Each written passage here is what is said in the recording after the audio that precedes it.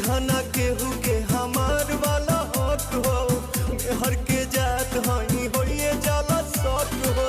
सातो बचनवा न भोले हो सजनवा, लाजिया बचैहा हर हाल में। चुमा बोले जगाल में, संगे दिल बोले जा रुमाल में। चुमा बोले जगाल में, संगे दिल बोले जा रुमाल में।